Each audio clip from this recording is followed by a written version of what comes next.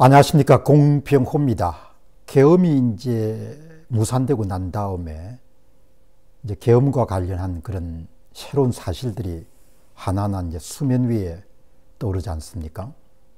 저는 이제 실방송도 하고 이제 이렇게 적흥 방송도 하지만 이제 확인되지 않는 사실 이런 부분에 대해서는 조회수를 올리기 위해 가지고 과장을 하거나 그렇게 해서 안 된다는 원칙이 제가 분명하기 때문에 제가 확신을 갖기 전에는 뭐 지나친 그런 추측 방송이나 이런 내용을 내보지 않는 거로 그렇게 원칙으로 삼고 있습니다. 이제 하루 이틀이 가면서 계엄과 관련된 새로운 사실들이 이렇게 지금 밝혀지고 있지 않습니까? 이제 그러면은 초기에 제가 가졌던 입장에서 다소간의 변화가 있을 수 있는 거죠. 윤석열 대통령이 정상적인 사람이란 말입니다. 예, 저하고 동년배의 정상적인 인물인데 계엄과 같은 그런 급격한 그런 조치를 왜 취했을까? 이렇게 생각할 때 정상적인 사람 같으면은 대통령이 특별하게 무슨 뭐 이유가 있을 거다 이렇게는 생각했지 않습니까? 뭐 그러나 워낙 이렇게 강경한 그런 대통령이 선택할 수 있는 거의 마지막 단계의 고강도의 그런 조치를 취했기 때문에 현재 이제 많은 비난이 있는 것이 사실입니다. 근데 지금 이제 어제 국회에서 김용현 국방부 장관, 군인 출신들이 전부가 그렇지 않겠습니다만은 뭐 대개 군인 출신들이 좀 강직하고 그 다음에 세상에 속한 사람들에 비해서 뭐 이렇게 꾸미거나 그렇게 하는 것이 좀 더딘 사람들이지 않습니까? 그리고 김용현 국방부 장관 외모를 보면은 뭐 그렇게 추릭을 쓰거나 거짓말을 하거나 그런 인물로는 제가 보이지가 않거든요. 이제 국회에서는 위정을 하면 안 되지 않습니까? 뭐 그런 공직자니까 국방부 장관이 잘 알고 있을 것이고, 김용현 장관이 어제 한 이야기가 부정선거 수사를 위해서 이 계엄을 선포를 해서 선관위 관련된 그런 서버라든지 자료를 압수할 그런 의향이 있었기 때문에 이번 조치를 건의했다. 그런 이야기를 했지 않습니까? 대단히 중요한 이야기죠. 예. 선거 부정이 예를 들면 한 해, 두 해가 아니고 10여 년 정도 반복적으로 일어났다는 이야기는 지금 대통령을 향해 가지고 반대하는 사람들은 내란죄다 뭐 이렇게 이야기하지만 실질적으로 선거 부정을 조직적으로 행해온 사람들이 진짜 내란죄지 않습니까? 평화의 시기가 오래됐기 때문에 한국 사람들은 선거를 빼앗긴다는 것이 앞으로 어떤 그런 미래를 펼쳐지는가를 그렇게 알고 싶지도 않고 그 다음에 관심을 갖고 싶어 하지도 않는 사람들이 많지만 참담한 그런 결과가 나올 거 아닙니까? 지금 국회가 여러분들 그냥 국정을 거의 마비를 시키고 아나무인격으로 여러분들 그렇게 활동하는 것도 2024년도 4월 10일 총선이 문제였지 않습니까? 저는 이제 나이도 어느 정도 들어가는 입장이고 제가 4년 정도를 투자를 했지 않습니까? 대한민국의 공직선거를 밝히는데 저는 뭐 투쟁을 하거나 행동하는데 그렇게 익숙한 사람이 아니기 때문에 분석이나 조사를 통해 가지고 그렇게 선거 문제를 파헤쳤지 않습니까? 지금도 이준석 씨처럼 젊은 사람들은 음모론이다 그렇게 이야기하지만 그러나 내가 음모론을 주장해야 될 동기가 없지 않습니까? 내가 입신 출세를 해가지고 장관을 한번 해먹으려고 그렇게 거짓말 하겠습니까? 오늘 이 방송 보시는 분들이 불쌍하기 때문에 내가 4년 이상을 투자를 한 거거든요. 한국의 선거란 것은 지금 공직선거가 어떻게 치러지고 있습니까? 50%는 디지털 선거니까 전산 조작을 하고 50%는 종이투표니까 사전투표지를 위조를 만들어 쑤셔 넣고 그렇게 하지 않습니까? 그런 이야기 하더라도 이득을 본 사람들이 뭐라고 이야기를 못하지 않습니까? 왜 본인들도 잘 아니까. 그리고 앞으로 선거도 그렇게 해가지고 10년, 100년 해먹을 수 있다고 생각하니까 그냥 그런 이야기 나오면 그냥 못 들은 척하고 다 조용하지 않습니까? 4년 정도 그 이야기를 해도 뭐라고 이야기 안 하지 않습니까? 본인들은 다 아니까 어떤 식으로 권력을 훔쳐왔는지를.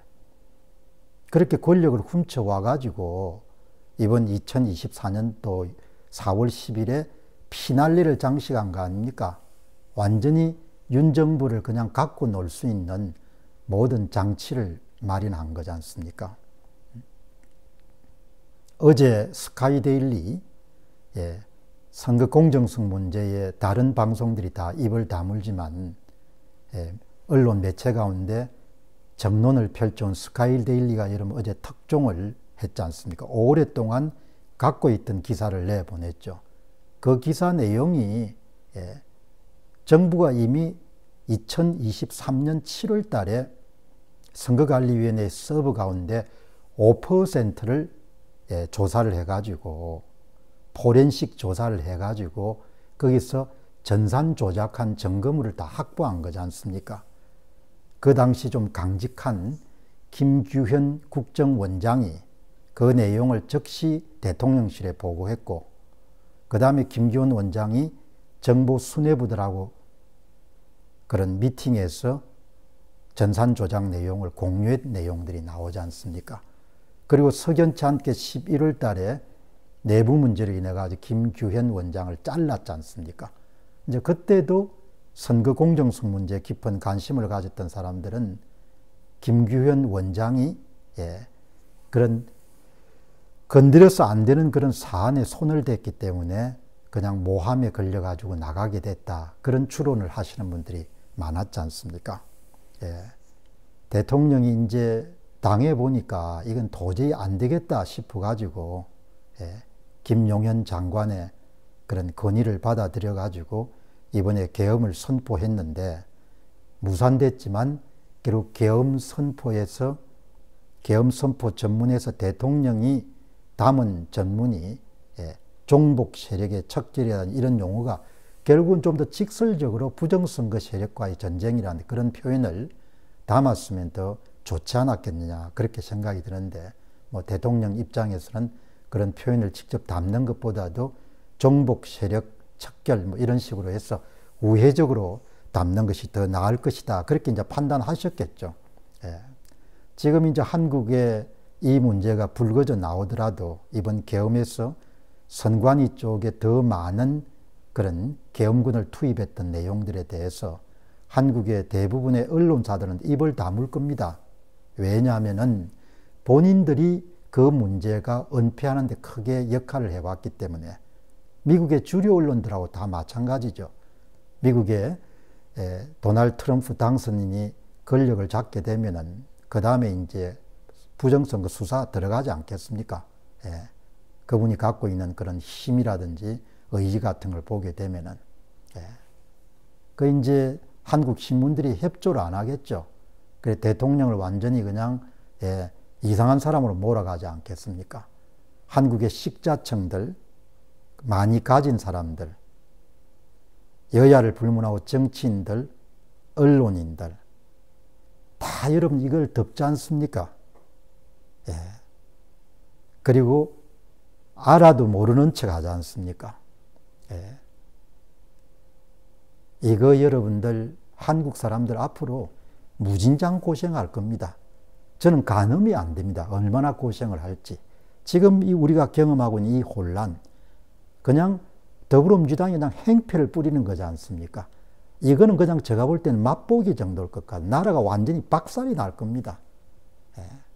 그래도 사람들은 다 자기 중심적이고 자기 이익에 관심이 많으니까 나라가 골로 가든 알바뇨죠. 내가 알바 아니고 그냥 나는 내 일신상의 안이나 이익에 침해되지 않으면 그냥 조용히 살란다.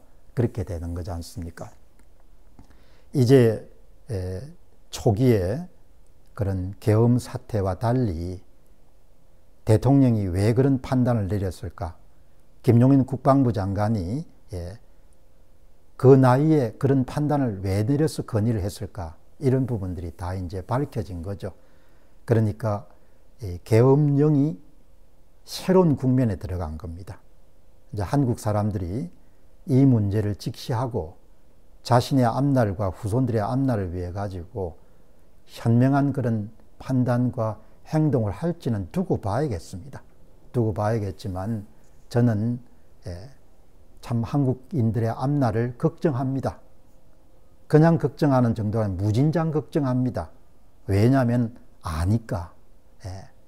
권력자를 마음대로 선거를 장악한 사람들이 만들 수 있는 그런 세상을 우리가 살아갈 때 자기는 피해가 없을 거다 이렇게 생각하면 그거는 정상이 아니죠.